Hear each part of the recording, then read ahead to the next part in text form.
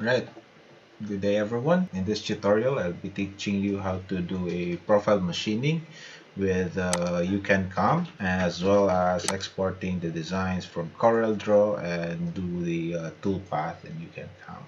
So first and foremost, we'll have this design. I could export this as DXF and then have it imported in UCANCAM. So I do CorelDRAW first and then UCANCAM because I'm more familiar with doing layouts or editing with CorelDRAW. So let's go. I have my folder over here, the file name over there, and export. So we have that, export it, and let's proceed to UCANCAM. And to import, you can go to File, Import. We have our files here and there. So I'll uncheck this to not to create a different page and then to have my unit.ml.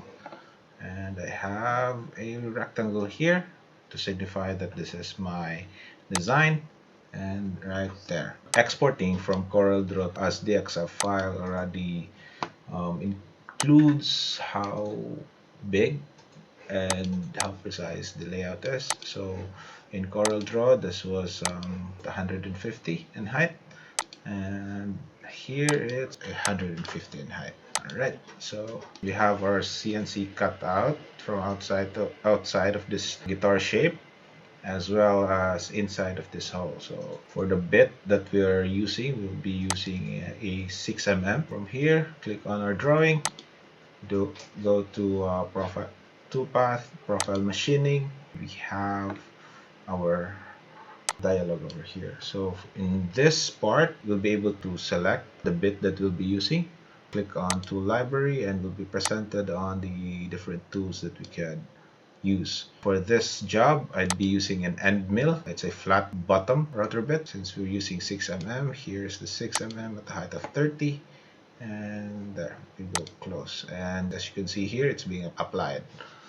Then in cut position, we have on, outside, and inside. So on, it will follow the design, the lines you have in the design. Outside, it will cut outside of the design, and inside, it will cut inside of the design. So since we want to have it going here, here, so we'll go outside. One thing you need to know in advance is how thick the material would be. So in this case, let's go for 10. This is in millimeters, by the way. So side allowance, this is how far you want to go from your design to going outside. So that's the side allowance. So yeah, and we have here the multi-layer depth.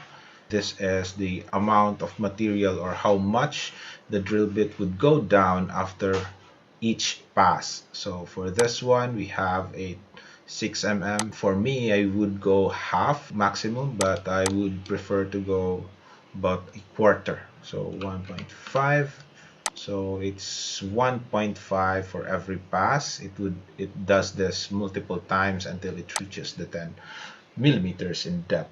So this one, depth first, this is applicable if you have two guitars over here and you selected both of the layouts. Then if you select depth first, it would process this one first before proceeding to the next one. And if you uncheck this, it will process the first pass here and then the first pass of the second one, and then does the second pass on the second one, and then the second pass over here, and so on and so forth. So for this one, we have one layout, and we can either check or not check that. And then here we have bridge.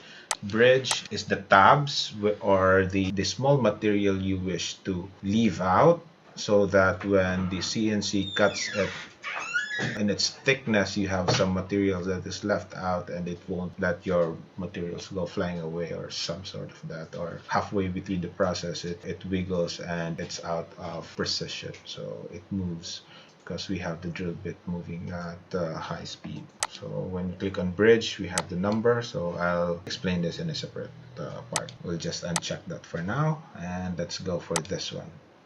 Now, so we have this blue line over here, which serves as our toolpath, and to preview the different layers it does, we can click on this one and then go to toolpath and walk simulation. So you can see there you have the different layers. Each line, as you see here, each line is a single pass, and then since it's doing 1.5 millimeters per pass, so it's 1.5 and then 1.5, 1.5, so on and so forth. You could also check how it looks on a certain material by not just the walk simulation, but rather the shaded simulation over here. So here we have the material over here, and when you click on start, it's done. It gives you the idea of how the CNC would cut your material out. As you can see, if you have noticed that if the CNC cuts this through, this material would have a wiggle room where it could give you potential issues, like this would go flying out or it just breaks. So what we'll have to do is we have to somehow connect this material cutout to your parent material so it won't move during the process. So to do that, double click on your toolpath here to edit, and then we just enable bridge. So in bridge, you have the number of bridge you want to have, the length of the bridge, and the height of the bridge. So for bridge length, I normally do it 2 times my end mill diameter. So we're using 6, I'd go for 12. And the bridge height, normally I'd go, the minimum that I could do here is 5 mm, or depending on the material and how brittle or how light or how easy it breaks. On my experience, I'd go for 5 mm for my material there. And once we go OK, and we check with our walk simulation, toolpath, walk simulation here. As you can see here, there are paths where the CNC toolpath didn't pass through. So this is the walk simulation. So, and then when we go to toolpath and then go to the shaded simulation, and we could go start that. There, as you can see, that's the bridges over there. So the amount of bridge is 4. So 1, 2, 3, 4, and the thickness is 5 mm. Since we have a material of 10 mm, as you can see, it's about half of it. And the bridge length, as you have observed, it would have we set it to 12, so it should have cut here and here, but since it's cut in round, and it also cuts half of its diameter onto the bridges, so that's why I set it minimum to 2 times the diameter of the end mill. So basically this part over here is about 6 mm, and then cut out here is about 3 mm, and then cut out here is 3 mm. So that's why I put it at 2 times the diameter, so just to be safe. Right, and then we have this one. We need to cut a hole deep into this one. So for this one, we'll have to recess this half of the depth of our material. So we could either go to profile machining and then inside right now, and we don't have to do a bridge because we're not cutting this one out. We just want it to be recessed, half of it, so the total depth would be half of the material's thickness, multi-layer, so as to not stress out your bit more. So we could go there. As you can see, click on this toolpath and do a walk simulation. Yeah, you just see that, the big round one. So when we go select this one and then do a shaded simulation, start, it does the cutting, all of the cutting, and as you can see, since it does its job, just cutting out, doing the inside of the sound hole of this guitar. So since we have a 6 mm drill bit, it cuts about 6 mm and it leaves us this one. It was not part of his job to cut out that one, so that's one thing we have to consider when we do a clearing out of areas like this. So since we wanted to clear out the whole area there, we can delete this toolpath, and then let's select this one first. Instead of applying a profile machining, let's go for area clearance. So for area clearance, right here, we'll select our tool from the tool library. Right now it's 6 mm, and then we go for the total depth of 5 mm. That's what we wanted. And then the overlap ratio, this is how much, if this one would be the router bit, half of it would be eating up some material to clear out the area. So that's the 50% over there. If you want it to be like 25%, it's about a quarter of this radius eating up the material. So, and then we have the step depth, how much deep we are doing a pass every time. So depth first, similar from what I've said earlier. If we are doing two designs, separate shapes, when this one is checked, it does this job first and then the next.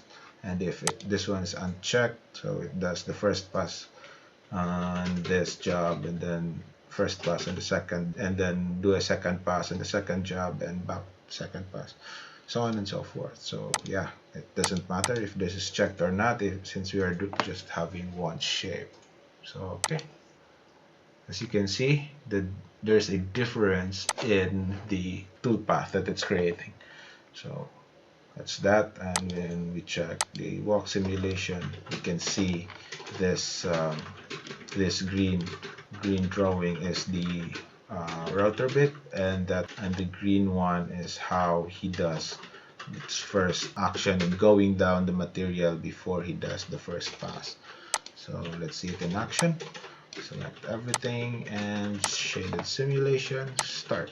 So we do the cutting first here, and see that? Okay, let's do it again. Now with this one only. So shaded simulation, as you can see. Yeah, there. Okay, so when we do all of it, and then shaded simulation right there. Yeah, as you can see, we have a beautiful guitar created.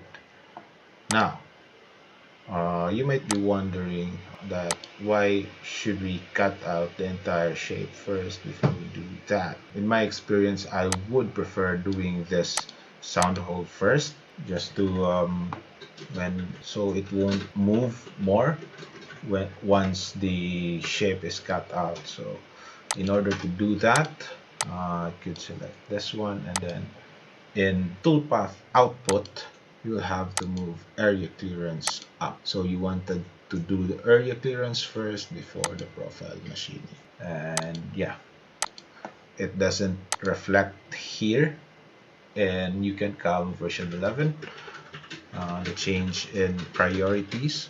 But when you export this to be used on your CNC, you can go to Toolpath and Toolpath output. Now, the important here is the origin point. So we could, depending on how you set up your design, we could set the origin in the center of the sound hole, or you have a predefined origin depending on your design and then your work layout, that you can set the origin there. So yeah, for me, I have a predefined origin on every layout that I do. That's why I have that round thing over there, and I set the origin point over there. So the area clearance does the job first, and the profile machining is second. So yeah, we could export this to our folder. Yeah.